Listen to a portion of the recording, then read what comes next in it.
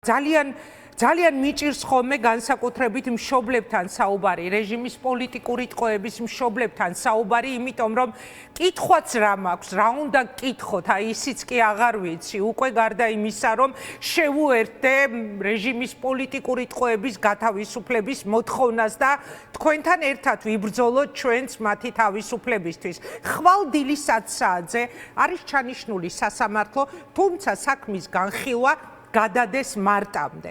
წეღან ვამბობდი შესავალში, ალბათ ანდრო ვერასოდეს წარმოიდგენდა, რომ ამ როლის შესრულებაც მოუწევდა, თქო, რა როლშიც ეხლა მთავარ სცენარის და რეჟისორს ბიძინა ივანიშვილს გამოყავს ის. რა მოლოდინი გაქვთ თქვენ ხვალინდელ სასამართლოსთან დაკავშირებით? 100-დან 10%-ით ან ერთით მაინც თუ უშვებთ, რომ შესაძლოა მისი გამოშვება მოხდეს? პირველ რიგში დიდი მადლობა ყველა მედიას, აბსოლუტურად ესეთი თანადგომისთვის.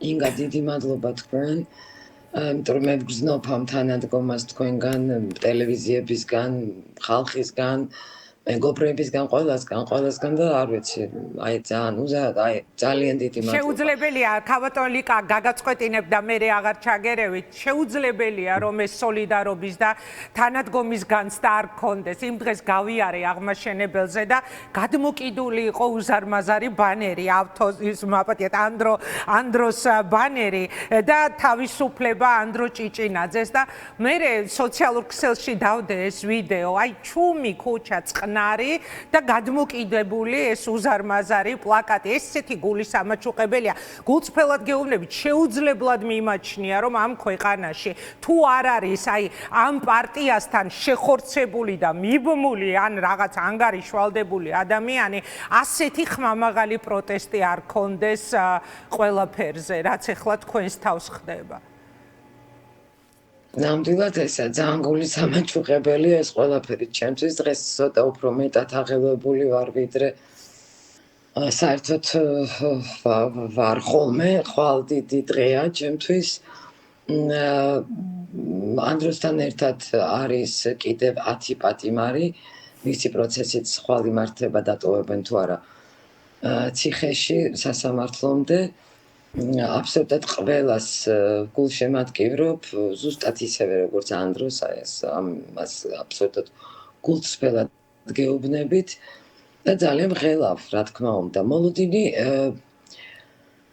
მოლოდინი ნაკლებად მაქვს სამართლიანობის, მაგრამ რაღაცა 1%, როგორც თქვენ აღნიშნეთ, 1% თუ 10% არ ვიცი, რაღაცა მაინც ადამიანური რესურსის, მოსამართლის, თქვათ, მაინც აი ცოტა მჯერა, რომ რაღაცა სინდისი გაიღვიძებს, რაღაცა ერთპიროვნულად გადაწყვიტავს და არა ზემოდან ვიღაცა რაღაცას უბრძანებს. რატომღაც აი მინდა რომ ჯეროდეს, რომ აი ადამიანი, რომელიც ხვალ იჯდება და უნდა გამოუტანოს, უნდა გადაწყვიტოს ამ 11 ბიჭის ბედი, ნუ თუ აი რაღაცა სინდისი არ გაიღვიძებს, ან დედა არ არის, ან რაღაცა პიროვნება არ არის, მართლა მანქანა ხო არ არის ყველა და ყველაფერი არა. ნაკლებად მაქვს ამის მოლოდინი, მაგრამ აი მაინც აი ეს 1% მაინც ადამიანების მჯერა, არ მინდა რომ არ დავიჯერო. ხო, მეც აი წეღან სხვა შორის მსჯელობდით აქ სამსახურში, ხვალინდელ სასამართლო პროცესზე ვსაუბრობდით და მსჯელობდით, რომ აი მაინც იქნებ დაკმაყოფილდეს დაცვის მხარის შუამდგომლობა, იქნებ გამოუშვან ის 1% მაინც მოდით მოსამართლეს დაუტოვოთ, 50 დაუტოვოთ, რომ ადამიანობამ გადააწყვეტინოს და არა რეჟიმის მონობამ და მსახურებამ. იმიტომ რომ წარმოუდგენელია ისეთ ახალგაზრდებზე ვსაუბრობთ, ისეთ ადამიანებზე ვსაუბრობთ, რომლებიც ტყვეთყავთ აყვანილი. აი მან შორის ეხლა ანდროს თემაზე მთელი თეატრალური სფერო მთელი ეს სფერო ჩამოინგრეს ლამის. ეხლა ვკითხულობდი პაპაშვილის მიმართ დურუჯის ლაურეატების გაგზავნილ განცხადებას. დღემდე ვერავინ ახსნა რა დააშავა ანდრომ. ისევე როგორც ხვებმა, მაგრამ ეხლა რადგან კონკრეტულად ანდრო ჭიჭინაძე ვსაუბრობ, ვერავინ ვერ ახსნა, ვერავინ ვერ გაიგო. თქვენთვის ალბათ ამ დღეებში ბევრი იფიქრეთ. პასუხი რა გაქვთ? მე ხშირად ვსვამ სხვათა შორის ქალბატონ ლიკა ამ კითხვას ამ დღეებში. რატომ ასეთი სისასტიკე სწორედ ამ სფეროს წარმომადგენლების მიმართ? რატომ მათი ცემა, ასე სასტიკად წამება, დაჭერა? აი რითი ახსენით თქვენ?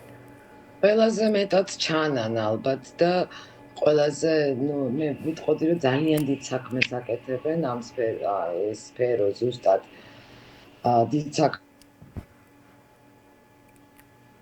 სისტემა და რეჟიმი და სამაგალითოდ დასაჯეს. მე ვფიქრობ, რომ ანდრო სამაგალითოდ დასაჯეს და ამის მესიჯი გაუგზავნეს, რომ აი ამას დავიჭერთ და მე თქვენ რა გელოდებათ. არც ერთი პატიმარი მე მიმაჩნია, არც ერთი პატიმარი 50 კაცის არც ერთს არ აქვს დანაშაულებრივი რაღაცა ქმედების, ეს არის შეკერილი საქმეები. დევნიან პატრიოტიზმისთვის, დევნიან ჭუისთვის, დევნიან კარგი ადამიანობისთვის, ჩვეულებრივი ბოლშევიკური 2x2 4-ია. ხო, უნდა დაგეთანხმოთ 21 საუკუნეში, გასული საუკუნის 37-იანი წლების რეპრესიებს ატარებენ უბრალოდ პოლიტექნოლოგიები არის ახლა შეცვლილი რა.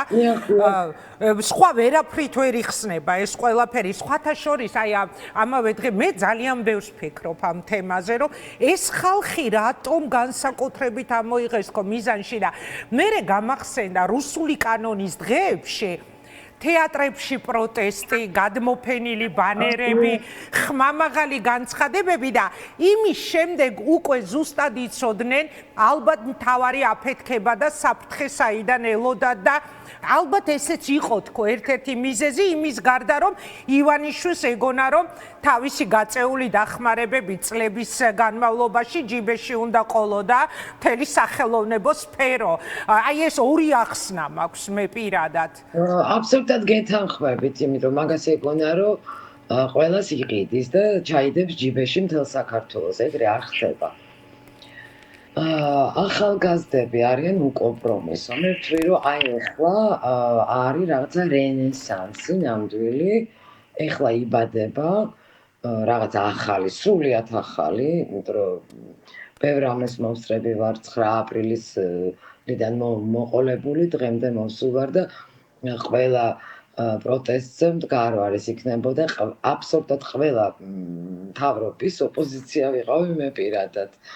და ყველაფერი ვნახე, ეს სხვა რაღაცა ახალი რაღაცის დაბადება. აი მე ესეთი ეს შევარჩიე სიტყვა რენესანსია ნამდვილი, რაც ანგრევს ამათ.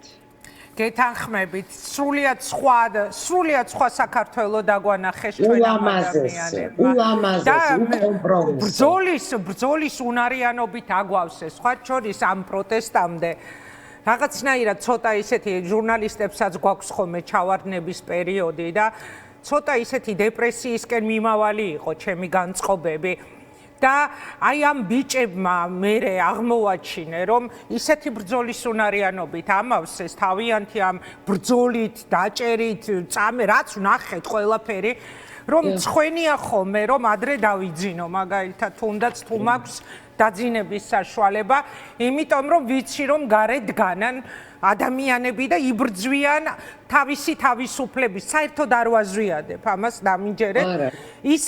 ისე ვარ, რომ ანუ სრულიად სხვანაირად მოგმართეს, სრულიად სხვანაირი შემართება შეგვძინეს და ხვალინდელ დღეზე მინდა ასევე დაგისვათ კითხვა, ხო, რავი, დავუტოვოთ მოსამართლეს მაინც იქნება ადამიანობამ ძლიოს, თუ მოხდა ისე, რომ არ გამოუშვებენ.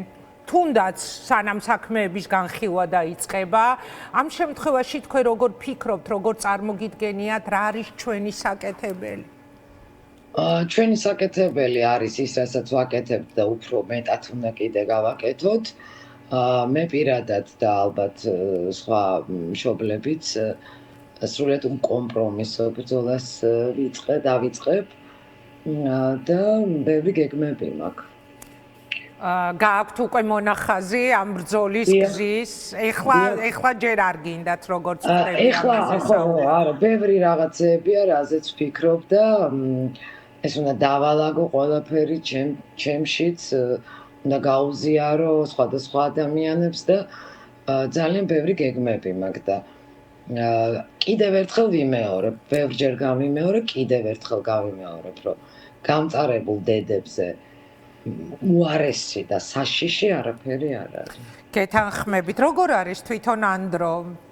ანდრო არის მხნედ, პერიოდულად რეკას ოღონდ ძალიან ცოტა გვაქვს დრო სალაპარაკო და უკვე არც ვიცი ხოლმე რაზე ველაპარაკო, იმდენად პატარა ისა გვაქვს მონაკვეთი რაღაც ლაპარაკ დროის და ამიტომ დედა როგორ ახარ, შენ როგორ ახარ, მხნედ არის ბევრს კითხულობს, წერს, ფიქრობს და ძალიან დიდ მადლობას უთვლის ყველას, რომ მე არ ვიცი, მე ესეთი თანადგომა ვერც წარმოვიდგენდი თუ ჩვენ გვექნებოდა ესეთი თანადგომა და ანდრომ იცის, მაგრამ მაინც ვერ წარმოუდგენია კიდე ესეთი სოლიდარობა და ესეთი სიკეთე ადამიანებისგან, რასაც მე ვიღებ. მოკლედ ხვალაცაძე სასამართლოსთან დაანონსდა აქცია მხარდამჭერი ანდროს და სხვა პოლიტპატიმრების მხარდასაჭერი აქცია. მადლობა ქალბატონ ლიკა რომ ჩაგვერთეთ. მე წარმომიდგენი აი ჩემი შვილი რომ იყოს ეხლა ანდროს ადგილას არც ვიცი ნერვი მექნებოდა თუ არა პირდაპირ ეთერში რომელიმე ჟურნალისტთან მესაუბრა. იმიტომ რომ უნდა დაგეთანხმოთ გამწარებული დედა რომლის შვილსაც ტყუილ უბრალოდ სულ უმიზეზო უწყობენ რეპრესიებს მხოლოდ იმიტომ რომ ის არ არის რეჟიმის მონა და მეხოტბე იმდენი რამის გაკეთება შეუძლია იმდენი რომ ამას ვერც ერთი ხელისუფალი ვერ წარმოიდგენს და აი ამიტომ არ ვიცი თავი მექნებოდა თუ არა რომ ჟურნალისტთან კიდევ მესაუბრა წარმატება ანდროს თავისუფლება და თავისუფლება ყველას ვინც მასთან ერთად მადლობა და ერთად გამარჯვება ინგა ყველა პატიმარს ყველას მთელ ქვეყანას ჩვენ უნდა გავიმარჯვოთ. ეჭვი არ მეპარება ამაში. კარგად ბრძანდებოდეთ ქალბატონ ლიკა, კარგად იყავით. ეს იყო ანდრო ჭიჭინაძის დედა.